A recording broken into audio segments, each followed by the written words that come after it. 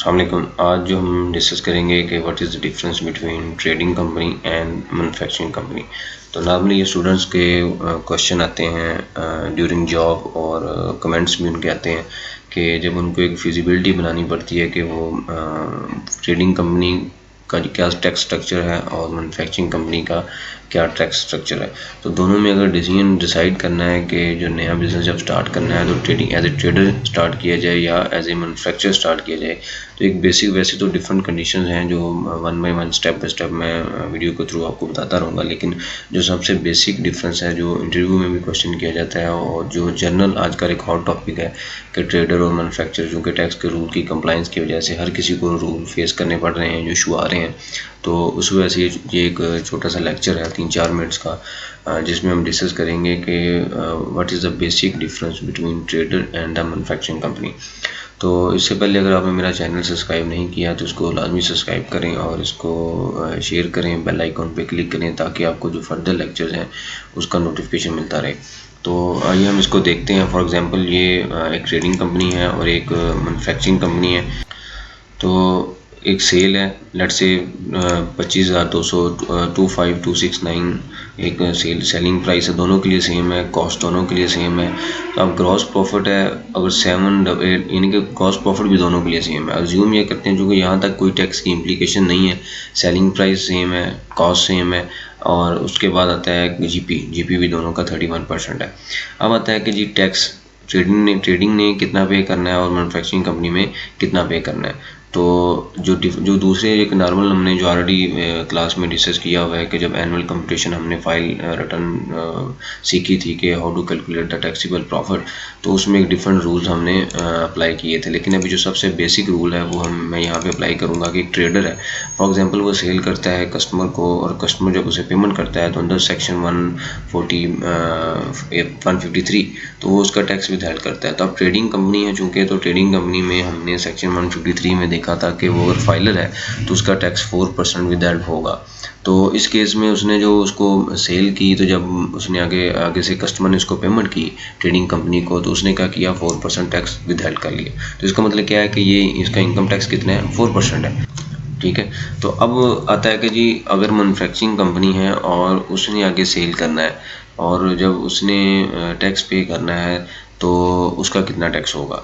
तो नॉर्मली तो हमने जो थ्री कंडीशन अप्लाई किए थी कि मिनिमम टैक्स है, उसके बाद 29% ऑफ टैक्सेबल प्रॉफिट है और फिर 17% ऑफ मैनेजमेंट प्रॉफिट है। इन तीनों में से जो हाई है वो हमने यानी कि मैक्सिमम इन तीनों में से वो पे करना है। तो मैं ये ज्यूम करता हूँ इस कंडीशन में, इस केस में मैं ये ज्यूम करता हूँ कि जो ट्रेडिंग मैन्युफैक्चरिंग कंपनी है वो लॉस में है। तो अगर वो लॉस में है यानी कि उसका taxable profit maximum taxable profit जो प्रॉफिट टैक्स बनता है वो बनता है 1.5% यानी कि मिनिमम टैक्स अंडर सेक्शन 150। तो उसने जो टैक्स पे करना है फॉर एग्जांपल वो मिनिमम टैक्स है तो वो बनता है 1.5%। तो उसका जो मिनिमम टैक्स होगा यानी कि first year of let's say operations हैं और वो लॉस में है, एग्जांपल अजम्पशन इसमें ये रही गई है कि फर्स्ट ईयर ऑफ ऑपरेशन में दोनों फॉर एग्जांपल ट्रेडिंग के लिए भी फर्स्ट ईयर ऑफ ऑपरेशन है और आज आप बिजनेस स्टार्ट करने आपने डिसाइड करना है कि टैक्स का इम्पैक्ट क्या है, और मैन्युफैक्चरिंग कंपनी के लिए भी फर्स्ट ईयर ऑफ ऑपरेशन है। तो अज्यूम करते हैं कि फर्स्ट ईयर ऑपरेशन में दोनों कंपनी लॉस में है। तो इफ़ ट्रेडिंग कंपनी जो है वो भी अगर लॉस में है तो फिर भी उसका जो टैक्स है चूँकि कस्टमर ने एट सोर्स विद हेल्ड किया हुआ है तो ये उसके लिए क्या है मिनिमम टैक्स कंसिडर किया जाएगा 4%। तो इसके लिए मिनिमम टैक्स क्या है 1.5%। इसका मतलब ये हुआ कि दोनों का अगर नेट प्रॉफिट कैलकुलेट करें तो ट्रेडिंग कंपनी का बनता है 27% और मैन्युफैक्चरिंग कंपनी का जो बनता है वो बनता है 29.5%।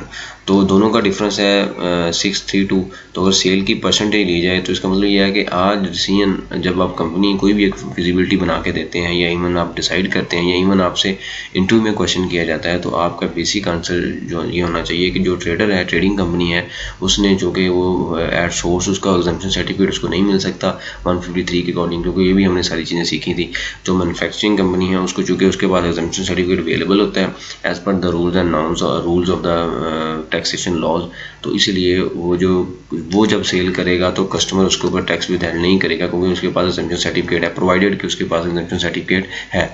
अब मैन्युफैक्चरिंग के केस में उसका मिनिमम टैक्स लॉस भी इवन लॉस दोनों कंपनी में फॉर एग्जांपल लॉस के लिए एग्जम्पशन ये देगी कि दोनों कंपनी लॉस में है तो दोनों कंपनी में लॉस में भी है तो ट्रेडिंग कंपनी के लिए फिर भी 4% टैक्स है, लेकिन मैन्युफैक्चरिंग कंपनी के लिए मिनिमम टैक्स क्या बन जाएगा 2.5%। तो दोनों का जो डिफरेंस है वो 3% ऑफ रेवेन्यू, यानी कि 3% ऑफ रेवेन्यू का जो इम्पैक्ट है वो कंसिडर किया जाए तो 3% जो जीपी है उसका कम होगा, तकरीबन 2.5% जो नेट प्रॉफिट है वो कम होगा ट्रेडिंग कंपनी में। तो ये एक बेसिक आंसर है जिसको आपने इसको बिल्ड करना है। अगर इंटरव्यू में क्वेश्चन किया जाता है तो सबसे पहले आपका आंसर ये होना चाहिए कि फॉर एग्जांपल दोनों, एक ट्रेडिंग कंपनी है एक मैन्युफैक्चरिंग है, तो बेसिक जो डिफरेंस है वो मिनिमम टैक्स उसके लिए 4% ही कंसीडर किया जाएगा और मैन्युफैक्चरिंग कंपनी के लिए 1.5 कंसीडर किया जाएगा। तो जो डिस्क्रिप्शन में मेरा पेज मेंशन है उसको लाजमी ज्वाइन करें फॉर फर्दर अपडेट्स। और अगर आपने प्रॉपर क्लासेस लेनी है तो मुझे फ़ोन या मैसेज या व्हाट्सएप आप कर सकते हैं, जो कि नंबर मेरा डिस्क्रिप्शन में अवेलेबल है। Thank you very much.